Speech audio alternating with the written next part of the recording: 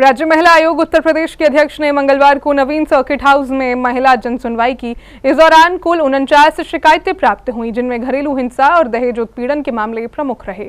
उन्होंने संबंधित अधिकारियों को 1 सप्ताह के भीतर अनुपालन रिपोर्ट देने के निर्देश दिए। साथ ही बाल तस्करी रोकथाम और कौशल विकास योजनाओं की भी समीक्षा की गई।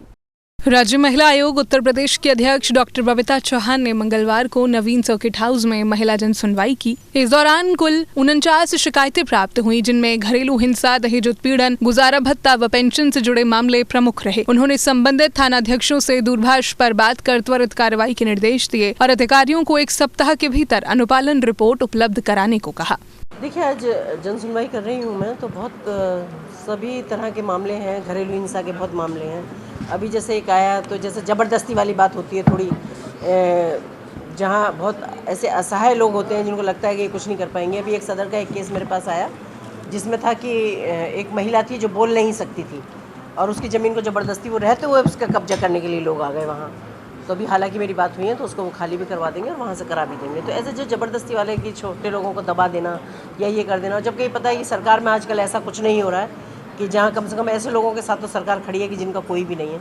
उसके बावजूद भी अगर लोग बाग ऐसी जानबूझ कर हरकत करते हैं तो बहुत ही दुर्भाग्यपूर्ण रहती है। जी।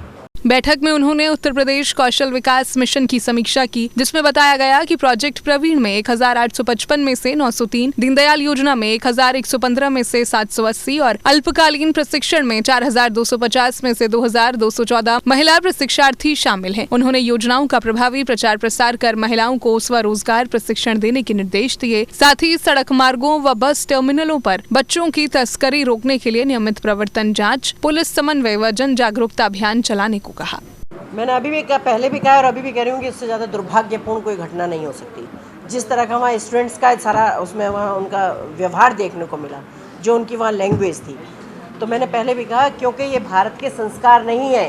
ये भारत के बच्चों के लड़का हो या लड़की हो, ये संस्कार नहीं है। दूसरी बात, मैं प्रधानमंत्री जी का हृदय से आभार व्यक्त करती हूँ कि उन बच्चों के कैरियर को देखते हुए, उनके आगे भविष्य को देखते हुए उन्होंने उनकी इतनी गंदी हरकतों पर भी उनको माफ़ी दे दी। तो मैं कहती हूँ कि ऐसा प्रधानमंत्री मिलना भी बहुत दुर्लभ बात है।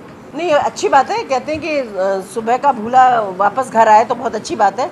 लेकिन मैं आपको कहना चाहूँगी कि ये बात हुई कैसे, ये इतने गंदे शब्द लड़कियों की ज़बान पे कैसे आए, जो इतनी छोटी छोटी लड़कियाँ, ये किसने उनको संस्कार दिए?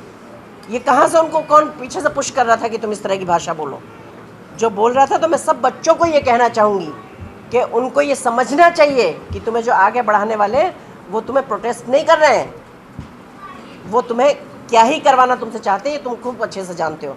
इसके अलावा डॉक्टर बबीता सिंह चौहान ने जंतर मंतर पर धरना प्रदर्शन के दौरान अभद्र भाषा में प्रधानमंत्री व उनके परिवार को गालियां देने के मामले पर नाराजगी जताई। उन्होंने कहा कि यह हमारे देश की संस्कृति नहीं है। उन्होंने कहा, हमें आजादी दी गई है, लेकिन यह आजादी नहीं कि किसी से अभद्रता से बात करें और गाली गलौज करें। उन्होंने महिलाओं की सुरक्षा, सम्मान व अधिकारों को उपयोग की सर्वोच्च प्राथमिकता बताते हुए हर पीड़िता को त्वरित न्याय व हर संभव सहायता देने का आश्वासन दिया। सी न्यूज के लिए लाखन सिंह की रिपोर्ट।